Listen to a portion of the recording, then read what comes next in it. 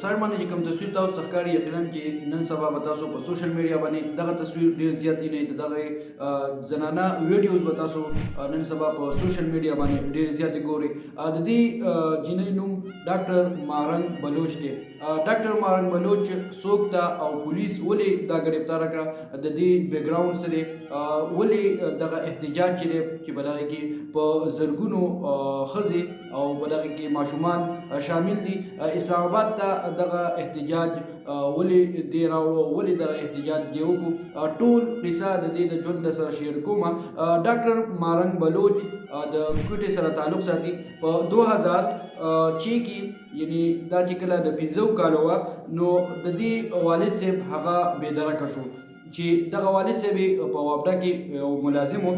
دغه په 2006 کې چې د دې عمر تقریبا 15 کاله و. دغه نه پس په 2011 کې دغه لاش دوی ته د خپل پلار دغه لاش ملاو شو په 2011 کې. او د هغې نه پس مارنګ بلوچ او د هغې چې کومه فیملی ده هغه کراچۍ ته شفت شوه. مارنګ بلوچ 4 خویندې او یو ورور دی چې په 2016 کې دغه ورور هم اچانک بېدرکه شو.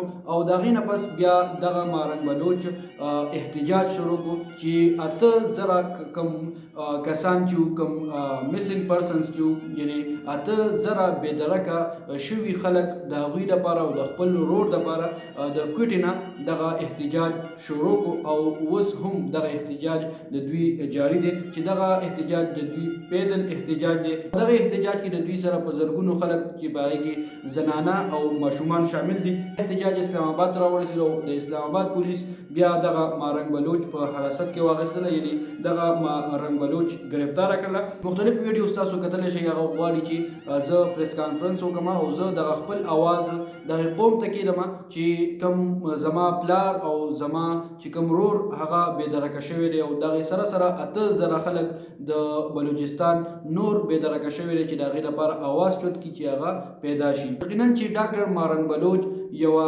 بهادره، یوه تکړه او یو همت والا ښځه ده چې د خپل پلار دپاره د خپل ورور دپاره هغه راوتې ده. د هغې سره سره د بلوچستان چې څومره خلک بېدرکه شوي دي د هغوی لپاره د انصاف د غوښتو لپاره د دغې خلکو لپاره راوتې ده او د خپلو خلکو سره ولاړه ده او هیڅ قسمه یره نه کوي، هیڅ قسمه خوف په هغې کې نشته دی. او یقینا په دغه احتجاج کې به ډېر تکلیفونه دې ته راغلي خو دغه احتجاج دې جاري ساتلی دی او د خپل اواز یې دې قوم ته او دې دنیا ته ورسو. د مارنګ بلوچ دغه د ژوند قصه ضرور مخکې شیر کړئ او د دوی سره ودرېږئ.